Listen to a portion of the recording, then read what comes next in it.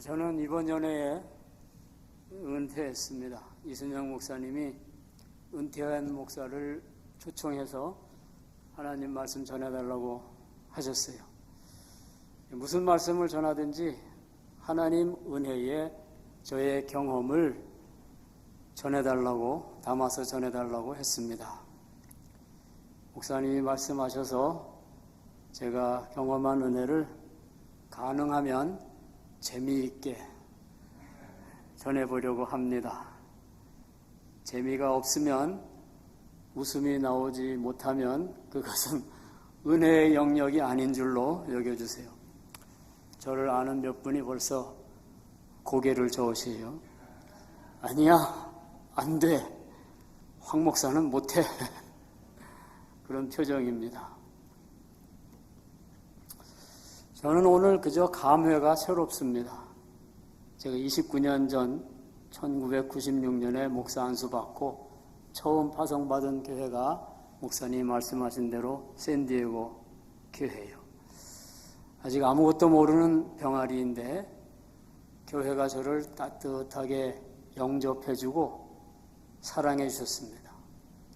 모르는 거는 친절하게 가르쳐주고 모난 것은 살살 다듬어 주면서도 어린 부목사의 뜻을 그렇게 존중을 해 주셨어요.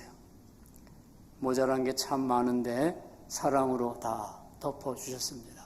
샌디에고 교회. 오늘 강단에 서서 보니까 제가 아는 분보다 모르는 분들이 훨씬 더 많네요. 여기 오기 전에 이전 성전에서는 예배당이 너무 작아서 찬양대가 옆구리 쪽에 친교실을 터서 거기 앉아 있었었는데 오늘 넓고 아름다운 곳에서 예배 드리는 것도 은혜인 것 같습니다. 샌디에고 교회는 은혜가 많은 교회예요. 편안하면서도 뜨겁고 조용하면서도 열심히 있습니다. 그걸 모르고 제가 2년 있다가 떠났어요. 아주 어리석은 짓이었습니다. 이곳에서 말씀이 선포되고 또 나가서 복음 따라 헌신하는 자리마다 하나님의 은혜가 늘 풍성하게 임하기를 바랍니다. 오늘 주보 광고에 보니까 7월부터 9월은 양복 대신 알로하 셔츠나 가벼운 옷차림으로 예배를 드리셔도 된다고 했어요. 그런 옷차림은 되게 적합하지 않은데 여름철에는 그래도 된다. 그런 말로 들립니다. 옷차림은 우리가 어떤 사람인지 어떤 자리에 있는지 드러내 줍니다. 제가 신학교 다닐 때 가스가 다 떨어진 걸 모르고 교회에서 집으로 가다가 자동차가 섰어요. 캄캄한 밤에 12시쯤 됐는데 노스캐롤라이나 산속에 프리웨이 갓길에 서서 누가 도와주기를 기다리고 있었습니다. 다행히 많은 시간이 지나지 않아서 어떤 사람이 차를 멈추고 저에게 다가와서 도와줬어요. 그 천사가 저에게 묻기를 너 목사냐? 그러더라고요. 너 목사냐? 한밤중에 양복 갖춰 입고 다니는 걸 보니 목사겠지 그렇게 생각했나 봐요. 목사는 옷을 단정하게 입고 다녀야죠. 저는 이제까지 양복을 입지 않고 강단에 서본 적이 없어요. 우리 샌디에고 교회는 여름철에 아주 가볍게 단촐한 옷차림으로 예배를 드리시는 것이 신선합니다. 제가 6월 연회 첫날 은퇴하는 목사들 수고했다고 축하하는 그런 저녁 식사 자리가 있었습니다. 그 자리에 갔는데 밥 한 끼에 75불이에요. 조금 비싸죠. 감독도 있고 감리사도 앉아 있는데 은퇴하는 목사들마다 한마디씩 인터뷰를 했습니다. 그런 자리에 불러줬는데 어떤 옷을 입고 가야 하나 드레스 코드를 알려주지 않아서 저는 오늘처럼 이렇게 정장을 하고 갔습니다. 주위 둘러보니까 양복 입은 사람은 저밖에 없고 다들 간편한 복장이었어요. 제가 슬그머니 넥타이를 풀어서 주머니에 넣었습니다. 제가 어느 교회에 부목사로 있을 때 새벽기도 시간에 맞추어서 교회에 갔어요. 그 인터뷰가 그런 겁니다. 여지껏 목회하면서 재미있었던 이야기 한번 해봐라 그래요. 제가 새벽기도 시간에 맞춰서 교회에 갔는데 교회 사무실에 늘 두는 넥타이가 없는 겁니다. 그때 제 생각에는 설교하는 사람은 반드시 넥타이를 매야 된다 그렇게 생각했어요. 이방 저방 다 뒤져보는데 넥타이가 없습니다. 예배 시간은 다가오고 어떻게 해야 하나. 그러다가 제 사무실 구석에 뭐 하나 반짝이는 게 보입니다. 화려한 색깔의 꽃무늬가 들어있는 쇼핑백이에요. 그래서 됐다 했습니다. 가위를 가지고 잘 재단해가지고 멋진 넥타이를 하나 만들었어요. 그거를 목에 걸고 강단에 섰습니다. 그날 새벽 기도회 때 교인들이 다 은혜를 받았어요. 은혜라는 게 꼭 말씀을 통해서만 오는 게 아니구나. 디자이너 넥타이를 통해서도 은혜가 오는구나 깨달았습니다. 그 이야기를 하고 난 뒤에 인터뷰하는 목사님이 저에게 물었어요. 제일 좋아하는 성경 구절이 뭐냐? 본래 각본이 있어서 그거 묻고 대답하고 하는 건데 각본이 없는 거를 물었어요. 그래서 정말 제가 좋아하는 성경 구절을 대답했습니다. 우리가 알거니와 하나님을 사랑하는 자, 곧 그 뜻대로 부르심을 받은 자들에게는 모든 것이 합력하여 선을 이루느니라. 결혼식 할 때 드레스 코드라고 하는 것을 알려준다고 합니다. 어떻게 된 옷을 입고 오라, 거기에 맞춰서 입고 오라 그러는 거죠. 그런데 요즘은 드레스 코드를 알려줘도 그게 무슨 뜻인지 모른다고 합니다. 옛날에는 그냥 정장 아니면 턱시도 그런 거였는데 요즘에는 칵테일 룩 그런 것은 기본이고 페스티브 스타일, 와일드 시크, 인터내셔널, 코스모폴리탄, 드레시 캐주얼, 캐주얼 드레스 뭐 복잡하다고 해요. 드레스 코드가 아무리 복잡하고 이상해도 우리는 최선을 다해서 그 드레스 코드에 맞는 옷, 그 자리에 어울리는 옷을 입고 가려고 합니다. 그냥 단지 남하고 달라서 눈에 띄게 보이지 않으려고 하는 것이 아니고 그 자리를 준비한 사람, 그 자리에 불러준 사람을 존중하는 마음에서 하는 거죠. 그 자리를 준비한 사람들도 정성껏 음식을 마련하고 꽃으로 단장하고 음악도 고르고 또 기도하면서 손님을 영접합니다. 그렇게 영접한 사람들이 있지요. 아브라함이 천사들을 영접하고 수넴 여인이 엘리사를 영접하고 루디아가 바울과 실라를 영접하고 영접하는 것은 참 귀한 일입니다. 오늘 우리가 읽은 말씀 마르다와 마리아가 예수님을 집으로 영접하는 그 모습을 보면서도 그 의미를 짐작할 수 있습니다. 오늘 말씀을 조금 더 생생하게 듣기 위해서 한번 이런 생각을 해볼까요? 오늘 저녁 6시에 예수님이 여러분의 집으로 찾아오신다 생각해 보세요. 오늘 저녁 6시에 집에서 예수님과 같이 식탁에 앉는 겁니다. 어떤 기분이 드세요? 떨리세요? 설레기도 합니까? 죄책감 같은 게 스물스물 올라오나요? 한번 스스로 대답해 보세요. 우리 집 지금 깨끗이 정돈되어 있는가? 좀 더 중요한 질문은 내 마음은 예수님을 영접할 준비가 되어 있는가? 무엇을 차려드릴까요? 무슨 이야기를 나눌까요? 그리고 어떤 옷을 입고 있을까요? 유목민 시크로 갈까요? 예루살렘 캐주얼? 안식일 정장? 주일 예복? 무엇을 입든지 어떤 음식을 식탁에 올리든지 우리가 예수님이 문을 열고 들어오는 순간 조금 주눅이 들지 않을까요? 사실 예수님을 집으로 초대했지만 마르다도 내심 두려워하는 마음이 있었을 것입니다.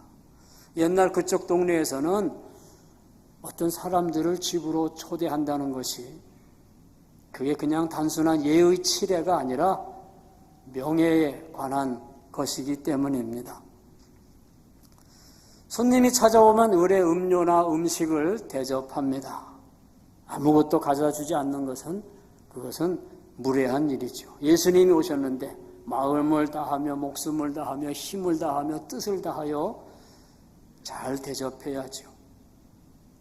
예수님이 오셨을 때 마르다는 준비하는 일이 많아서 종처럼 일하고 있었습니다. 그런데 마리아는 제자처럼 예수님 발치에 앉아서 예수님 말씀을 듣고 있었습니다. 마르다가 책망하듯이 예수님께 말해요. 주여, 내 동생이 나 혼자 일하게 두는 것을 생각하지 아니하시나이까? 그를 명하사 나를 도와주라 하소서. 당당하게 요구하는 것인지 좀 칭얼대는 것인지 마르다가 말해요. 예수님, 제가 여기 종처럼 일하는 게 아무렇지도 않게 느껴지세요? 저는 봉사하고 있지만 혼자예요. 이제는 지쳐서 얼마나 더 버틸 수 있을지 모르겠습니다. 누군가 저를 도와주어야 합니다. 잘 이해할 수 있지요. 때때로 우리도 옳은 일을 하다가 맥이 빠질 수 있습니다. 그러면 지치기도 하고 우울해지기도 하지요. 다른 사람들은 나는 열심히 일하는데 다른 사람들은 그냥 열심히 안 해요. 기분 나쁘기도 하고 화도 나기도 하고. 그를 명하사 나를 도와주라 하소서. 한마디 할만하지요. 내가 열심히 청소하고 있는데 제임스는 빈둥거리고 TV 채널만 돌리고 있어. 이래도 되는 거야? 누나가 엄마한테 그렇게 말하면은 엄마가 동생한테 얼른 가서 말하겠죠. 제임스, 너 일어나서 누나를 좀 도와주라. 너 한 가족이잖아. 내 누나고 네가 네 동생, 누가 누나의 동생이잖아. 그럴 것 같은데 예수님은 그렇게 말씀하지 않으셨습니다. 마르다야, 마르다야, 네가 많은 일로 근심하고 염려하지만 몇 가지만 하든지 혹 한 가지만이라도 족하니라. 마르다는 이 좋은 편을 택하였으니 빼앗기지 아니하리라. 마르다는 이제 마리아뿐만 아니라 예수님 때문에도 마음이 불편합니다. 당장 반발하는 소리가 터져나올 것 같아요. 예수님, 이 빨래가 저절로 깨끗해질 거라고 생각하세요? 저녁 식사가 그냥 저절로 식탁에 오르는 것 같아요? 필요한 것은 한 가지뿐이라고 말씀하시는데 맛있는 식사가 한 가지만 가지고 되나요? 농담하지 마세요. 필요한 것은 아주 많습니다. 우리가 생각할 수 있지요. 우리 저녁 모임이 있는데 먹을 것을 차려놓지 않고 모인 적이 있나요? 저녁 식사가 없는데 저녁 파티가 가능한가요? 저녁 식사에 초대한다는 것은 맛있는 음식을 대접하겠다고 약속하는 것입니다. 그런데 환영받는 기분을 느끼게 하고 맛있는 식사를 대접한다고 하는 것은 그게 우리의 기본적인 목표를 염두에 둔다면 그 기본적인 목표 아래 저녁 식사에 오신 분 그 마음을 계속 돌아보고 필요한 것을 채워주고 해야죠. 손님에게 집중해야죠. 마르다처럼 우리도 예수님을 우리 집에 모십니다. 예수님이 주인공이에요. 예수님에게 어울리게 예수님이 기뻐하시는 대로 준비해야죠. 마르다는 이 불편한 상황을 이야기합니다. 예수님께 얘기할 게 아니라 먼저 마리아에게 얘기해야 하지요. 마리아가 문제잖아요. 예수님은 손님이고 식사도 하고 쉬기도 하고 이야기도 하고 편안하게 해드리는 것이 마르다의 임무입니다. 그렇게 마르다가 열심히 준비했어요. 그런데 그 준비하는 것 때문에 마음이 거북해져서 예수님을 오히려 불편하게 해드립니다. 예수님을 영접하겠다고 하는 일인데 그게 오히려 예수님 마음을 불편하게 해드려요.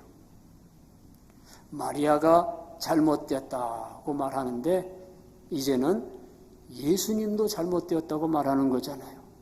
내 동생이 나 혼자 일하게 합니다. 마리아 잘못된 겁니다. 예수님은 이걸 돌아보지 않습니다. 예수님도 잘못된 겁니다. 우리가 신앙생활을 이렇게 한다고 얘기하는 것 중에 하나가 예수님 말씀을 듣고 그 말씀을 따라야 한다고 합니다. WWJD라고 하는 말이 있어요. What would Jesus do? 예수님이라면은 어떻게 하실까? 그런데 마르다는 WWJD가 아니라 WSJD를 말합니다. What should Jesus do? 예수님이라면은 무엇을 하셨어야 할까? 예수님을 자기들 말다툼 사이에 끼어드는 것입니다. 마리아는 예수님 발치에 앉아서 예수님 말씀을 듣고 있고 마르다는 짜증을 내며 예수님을 꾸짖고 있습니다. 그러면 예수님이 어떻게 하셔야 할까요? 예수님이 자기 입장을 변호해야 할까요? 그거 오해하지 마라. 내가 진심으로 너를 생각하고 있다고 확신해 줄 말을 해야 될까요? 그래, 네 말에 일리가 있다 하고 인정해야 할까요? 아니면 깜짝 놀라가지고 일어나가지고 직접 식사 준비를 하고 마르다가 쉴 수 있게 해주어야 할까요? 아니면 마르다야, 마리아야, 이리 와. 이제 좀 진정하자. 우리가 이 문제를 잘 해결할 수 있을 거야. 그렇게 중재를 해야 하나요? 문제가 있으면 마르다가 마리아에게 직접 얘기해야지요. 그런데 예수님을 통해서 얘기하는 겁니다. 이런 것을 심리학에서는 트라이앵귤레이션이라고 한답니다. 삼각관계. 어떤 이는 쓰리쿠션이라고 해요. 교인 중에도 간혹 그런 분이 있습니다. 저에게 와서 얘기해요. 아무개하고 어제 저녁에 이야기를 나눴는데 그 사람 말이 목사님 설교 때문에 힘들어한대요. 재정부 지출하는 거 그런 것 때문에 힘들어한대요. 괴로워한대요. 그런 얘기하면서 어김없이 덧붙였습니다. 저는 그렇게 생각하지 않지만 목사님이 알고 싶어 하실 것 같아서 전해드려요. 그러면 제가 묻습니다. 그렇게 말하는 사람이 누구예요? 그러면은 그 말에 제대로 답해주는 법이 없어요. 말을 해주든지 해주지 않든지 저는 이렇게 말하는 법을 배웠습니다. 그 사람에게 저에게 와서 그 문제에 대해서 직접 이야기하게 해주세요. 저한테 와서 직접 이야기하라고 하세요. 저는 목회하면서 교회에는 마르다도 필요하고 마리아도 필요하다는 것을 압니다. 교회 일을 조직하고 행동하는데 능숙한 사람들이 필요해요.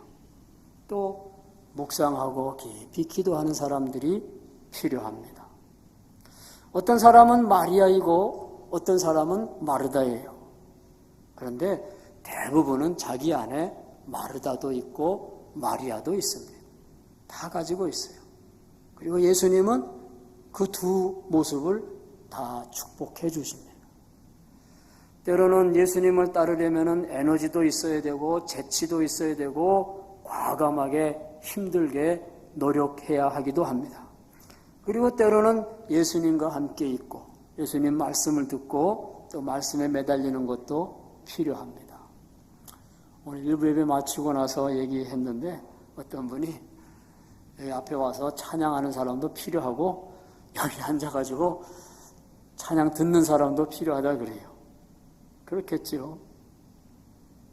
감사하게도 예수님은 그날 저녁 마르다도 마리아도 피하지 않으셨습니다.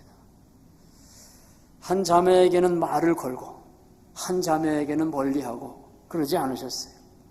마르다와 함께 하면서 축복하시고 마리아를 가르치면서 축복하셨습니다. 예수님은 그렇게 우리를 모두 축복하십니다. 마르다와 마리아는 같은 집에 사는 자매예요. 한 식구입니다. 우리 안에 한 식구예요. 마리아도 있고 마르다도 있습니다. 두 가지 차원이 다 필요해요. 바쁘면서도 적극적으로 참여해야 되고 때로는 수동적으로 고요하게 앉아 있어야 할 때도 있습니다. 하나님이 우리를 행동으로 부르고 또 묵상으로 부르시기 때문입니다. 이것은 서로 분리된 일이 아니고 따로따로 행동하는 것이 아닙니다. 다 필요해요. 하나의 현실 속에 함께 살아가는 두 자매입니다. 4세기의 사막 수도사 중에 한 명인 아바 실바누스라는 사람은 이런 말을 했다고 합니다. 마르다는 마리아에게 꼭 필요한 존재이다. 마르다가 일을 했기 때문에 마리아가 칭찬을 받을 수 있었다. 제가 목회자로서 즐거워하는 이유 중에 하나는 목회 사역을 통해서 바쁘게 일하고 목표를 세우고 모임에 참석하고 다른 사람들 만나고 하는 시간이 있어야 했기 때문입니다. 목회는 그런 공적인 일들이 많이 있죠. 제 안에 마르다입니다. 하지만 목회자는 또 혼자 기도하고 성경 읽고 하나님 말씀을 묵상해야 할 필요도 있어요. 제 안에 마리아입니다. 목회자는 도움이 필요한 사람들을 돕기 위해서 열심히 힘써야 합니다. 교인들에게 어려운 일이 닥칠 때 한밤중이라도 찾아가야 돼요. 목회자의 도움이 필요한 사람들을 만날 시간을 잘 확보하도록 하루 계획을 짜야 됩니다. 그것이 마르다의 모습입니다. 그런데 목회자는 또 마리아와 같아야 해요. 때때로 목회자가 하는 가장 중요한 일은 아무것도 하지 않고 그저 그 자리에 있는 것입니다. 이것을 가리켜서 우리 목사들은 임재의 사역이라고 부릅니다. Ministry of Presence. 우리는 누군가 옆에 그냥 아무 말도 하지 않고 아무 행동도 하지 않고 있어 주어야 하는 것이 무엇인지 압니다. 그렇게 제 안에 어떤 부분은 마르다와 같습니다. 바쁘고 체계적이고 목표지향적이고 앞으로 나아가고 또 맡은 일을 잘 해내기 위해서 힘씁니다. 그런데 또 다른 부분은 마리아예요. 조용하고 사색적이고 홀로 있고 그 자리에 앉아서 묵상합니다. 예수님은 우리의 이 두 모습을 다 축복하세요. 우리 삶에는 정신없이 활동하는 시간도 들어있습니다. 그런데 조용히 고요히 묵상할 때도 필요해요. 사실 우리 그리스도인이 되기 위해서 더 열심히 노력할수록 더 어려운 과제를 수행할수록 예배와 같은 조용하고 성찰하는 시간이 절실하게 필요합니다. 17세기에 아빌라의 성 데레사라고 하는 사람은 이런 말을 했다고 합니다. 마르다와 마리아는 모두 주님을 즐겁게 모시고 손님으로 맞아들여야 합니다.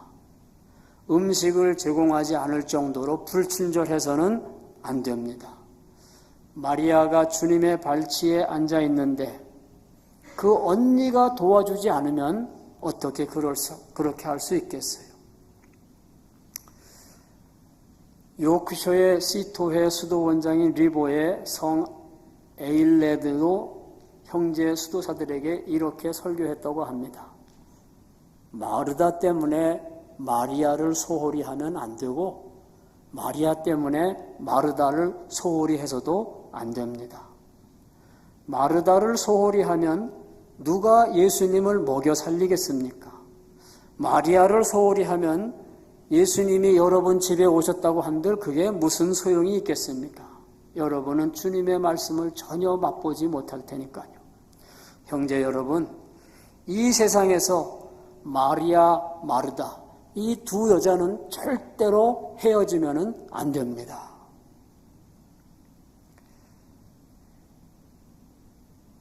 사실 우리가 마르다가 필요하고 마리아가 필요하고 마르다가 필요해요. 마르다를 너무 책망하면 마르다가 나 안 해 하고 섬기는 일을 포기할 수 있고 마리아를 지나치게 칭찬하면 마리아는 영원히 그냥 앉아있기만 할지도 모릅니다. 중요한 것은 지금 어떤 자세를 취해야 하는가 하는 것을 분별하는 영적 분별력입니다. 가서 행할 때가 있고 듣고 묵상할 때가 있습니다. 어느 것이 더 중요한가? 지금. 그거는 영적인 분별력의 문제입니다. 때로는 우리가 가서 행하는 것이 중요해요. 다른 사람 섬기고 사랑하고 믿음을 나누고 예수님이 우리에게 하라고 가르치신 모든 일들을 다 행하는 것입니다. 그런데 우리가 이러한 일을 한 후에도 예수님과 함께 복된 시간을 갖는 것이 중요하고 귀한 일입니다. 예배에 참석하고 기도하는 시간을 갖고 교회 학교나 성경 공부에 참석하고 예수님 발치에 앉아서 배우는 것입니다. 마리아가 하는 일이 중요하지만 마르다가 하는 일도 똑같이 중요해요. 둘 다 잘못된 것은 없습니다. 다만 오늘 본문에서는 마르다가 좀 잘못된 것이 있어요. 너무 많은 일에 집중하다 부정적인 태도를 갖게 된 것입니다. 내 생각에, 내 일에 집중하다가. 우리는 지금 섬기도록 부름받을 수도 있고 예수님 발치에 앉도록 부름받을 수도 있습니다. 둘 다 중요해요. 중요한 것은 동기입니다. 다른 사람 섬기는 일은 우리가 정신이 팔려 있거나 하는 일에 대해 분개하거나 억지로 해야 한다 느끼면은 그 섬기는 일이 아무 도움이 되지 않습니다. 하나님이 원하시는 바가 아니에요. 하나님은 우리가 모든 일을 사랑으로 하기를 바라십니다. 사랑으로 저녁 식사 차리는 것은 그게 예배가 될 수도 있어요. 그게 기도가 될 수도 있습니다. 아니면 또 산만하고 불안과 걱정과 분개심이 터져나오는 것이 될 수도 있습니다. 그것만이 아니에요. 예수님 발치에 앉아있는 것도 그렇게 될 수 있습니다. 기도의 시간이 그렇게 될 수도 있어요. 그런데 또 그게 주의를 산만, 걱정하는 것, 분개심을 일으키는 활동이 될 수도 있습니다. 무슨 뜻인지 오늘 성경 말씀을 이렇게 바꾸어서 읽어보겠습니다. 그들이 길 갈 때에 예수께서 한 마을에 들어가시매 마르다라 이름하는 한 여자가 자기 집으로 영접하더라. 그에게 마리아라 하는 동생이 있어 주의 발치에 앉아 그의 말씀을 듣더니 마리아는 여러 가지 일이 많아 마음이 분주한지라 예수께 나아가 이르되 주여 내 언니가 나 혼자 듣게 두는 것을 생각하지 아니하시나이까 언니를 명하사 나와 함께 앉게 하소서. 주께서 대답하여 이르시되 마리아야 마리아야 네가 많은 일로 염려하고 근심하나 몇 가지만 하든지 혹은 한 가지만이라도 족하니라. 마르다는 이 좋은 편을 택하였으니 빼앗기지 아니하리라. 마리아는 예수님 발치에 앉아 있었음에도 불구하고 여러 가지 일로 걱정하고 마음을 산란하게 하는 그런 사람일 수도 있습니다. 마르다는 예수님을 기쁨으로 걱정과 방해 없이 섬기는 좋은 부분을 쉽게 선택할 수도 있습니다. 중요한 것은 무엇을 택했느냐가 아니라 어떤 마음으로 행하느냐입니다. 예수님 발치에 앉아 있느냐, 예수님 만찬을 준비하느냐, 그게 중요한 것이 아닙니다. 더 중요한 것은 왜 그 일을 하는지, 어떤 마음으로 그 일을 하는지 하는 것입니다. 우리를 방해하고 불안하게 하고 원망하게 만드는 그런 일이 없이 하고 있나요? 사랑으로 하고 있나요? 발치에 앉아있는 일이든지 식탁을 차리는 일이든지. 예수님이 마르다에게 마리아가 더 좋은 편을 택했다고 말씀하신 후에 어떤 일이 일어났는지 성경은 전해주지 않고 있습니다.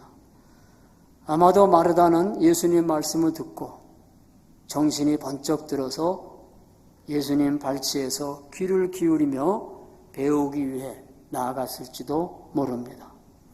어쩌면 마르다는 동생 마리아 옆에 앉아서 귀 기울였는지도 몰라요.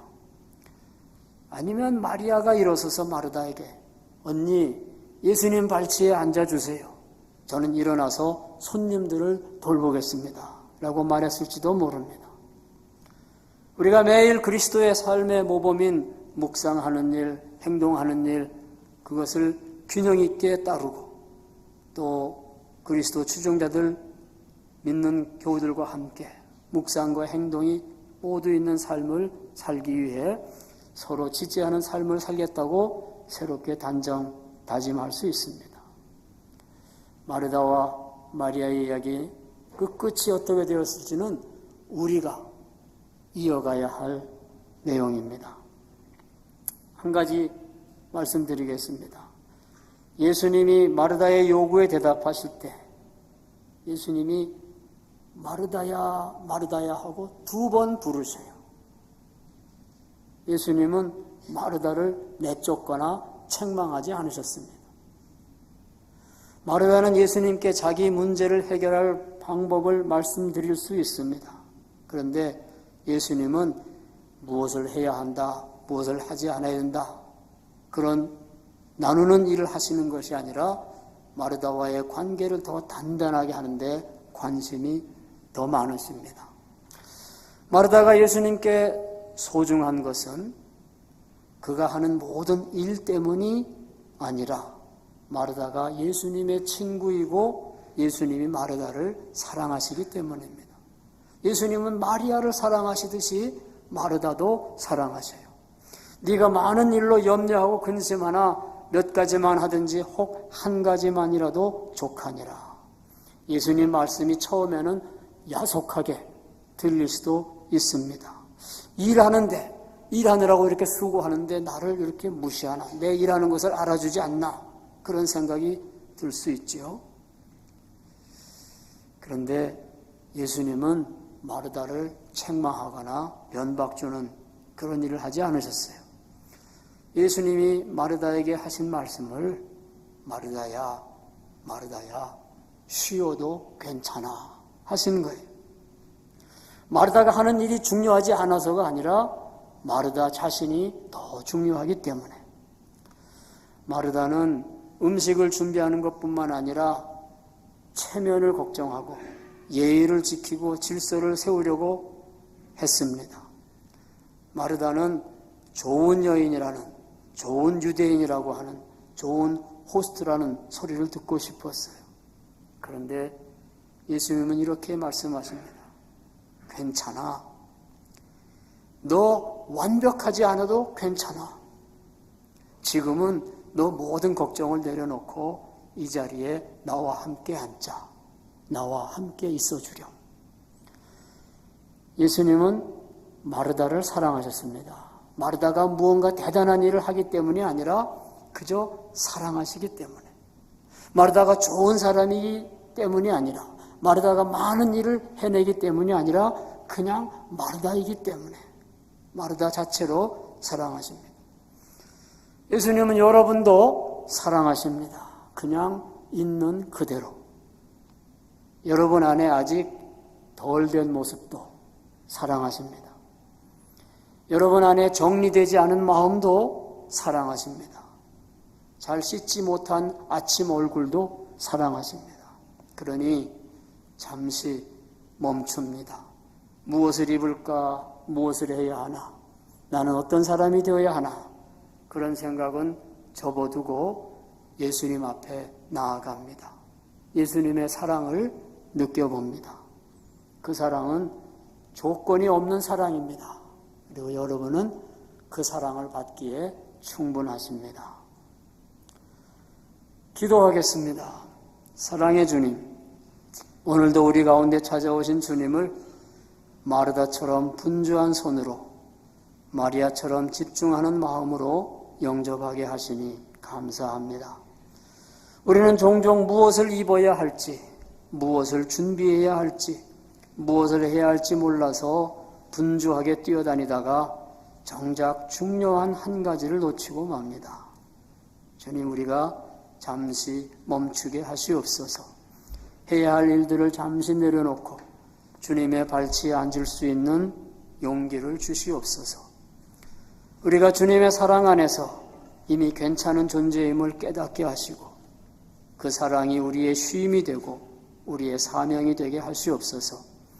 마르다와 마리아를 모두 품으신 주님처럼 우리 안에 분주함과 고요함을 함께 품게 하시고 우리 삶의 리듬 속에서 섬김과 기도의 균형을 이루게 하시옵소서.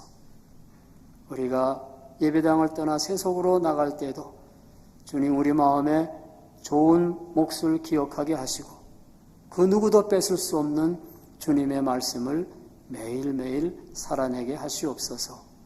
우리 주 예수님 이름으로 기도합니다. 아멘.